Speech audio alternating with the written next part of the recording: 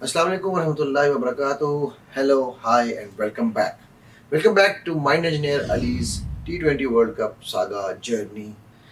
Okay, so every episode has a new story. I'm a storyteller. I love to tell stories. People call me a storyteller, and I enjoy when I'm called a storyteller. Uh, yeah, so I'm an old man. I keep forgetting things, right? No, I'm not joking. Because you won't be able to remind me. So I'll have to remind myself what I was talking. Anyways, the story of this guy and the tennis player. I'll start this with that story because that story also tells you aiming low is a crime. And certain times, in my experience in working with over 450 elite sports people, CEOs, CFOs, COOs, what I have learned is that it is not that everybody doesn't have that in them. It is that some do not achieve it and some achieve it because of the mindset. That's the difference. That's the only difference. And that mindset cultivates the belief. It's actually vice versa. It's like the hen and egg and hen story, chicken story. You have the belief, you can have the mindset. You have the mindset, you can have the belief. So it actually it keeps on going in circles, but doesn't matter. Whatever you want, you have it. As we say in NLP, that if your psychology is weak, have your physiology strong.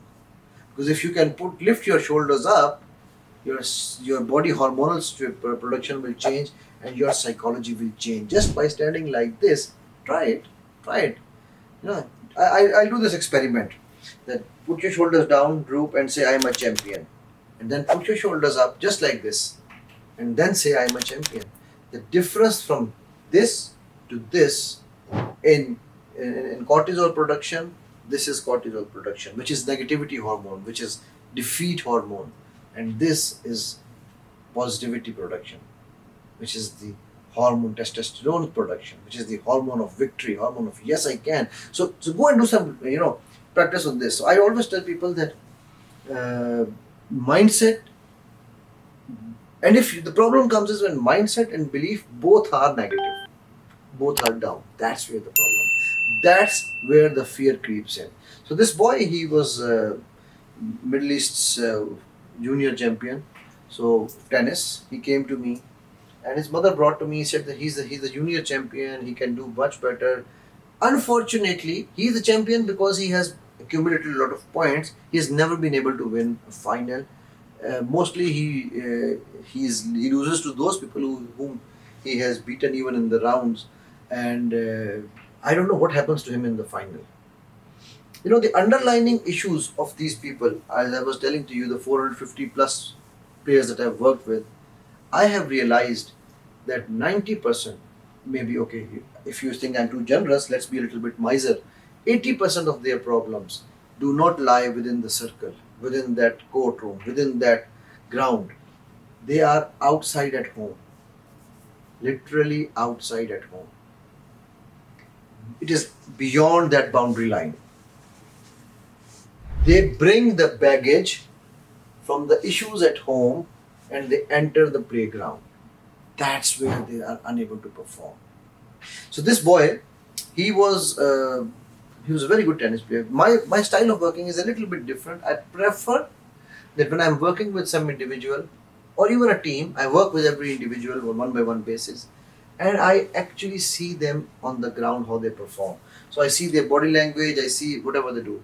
Now tennis is a game where if you are hitting a ball, your eyes should be on the ball or on your opponent. That's how it should be, right? Now, I want to ask you a question. Think about it. This boy, when I went to see him was on the court, he hit the ball, and the next thing he did was look back at his mother and then came back. And by the time he would do this, with weaker players, probably it's okay, but with a stronger player, when you're playing a final, you are definitely going to lose because you're losing time. So he would, every shot he would hit, he would look back, come here. Look back, come here. Backhand shot, look here, come back. So this was I was watching. So That was the fear that he had from his mom's side, because his mother was his biggest critic. So all he was playing was not to win, he was playing to please his mother. So I worked with this boy. We had about 5 sessions together because he had 3 tournaments coming, one in US, one in Holland, and one in France. So he was going to play those ATP tournaments under, I think he was under 16. So we had 5 sessions together. He came, he went there. I requested his mother, do not accompany him. Let him go and play alone, so that he doesn't have to turn his neck every time to make sure that you are approving his shots. Although she didn't like it, but that's how it worked. So, so he went. The 2 tournaments he played the finals in Europe. In the US tournament, his mother was also there. By the way, I'm not saying his mothers are bad. His mother was very, very enthusiastic. Mothers are the source of energy. But sometimes, you cannot be on top of your child all the time. So let him play. Let him, have show his own abilities. Be his supporter rather than being his critic all the time. Anyway, so coming back to the point, so he went there, and in the US, he only reached the semi-final. He couldn't win the 2 finals still again, and he couldn't even reach the final. So his mother came and she was very, very upset and said to me, "See, the 2 finals he lost. His coach told me that he could have won them easily, but he lost. He just stopped playing." Okay, and the semi-final match I saw, he was playing very well. We were a little bit late when we went after that. I don't know what happened to him. I said, okay. So I called this boy in my room. I said, come in front of his mother, and I said, son, tell me, why and what did you go to play for? He said, I wanted to let my well wishers, he didn't say his mother, he said, I wanted to let my well wishers know that I have the ability to reach the finals.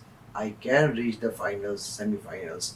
So he could have never won. He could have never won the tournament. And he lost his drive in the semi-final, in the finals. He lost his drive. That's what his coach was seeing, that he was a totally different player on the court who started the game. So this is something which is very, very critical, very, very important to understand. If you aiming low is a crime, and I keep on telling you, aiming low is a crime. See you in the next video.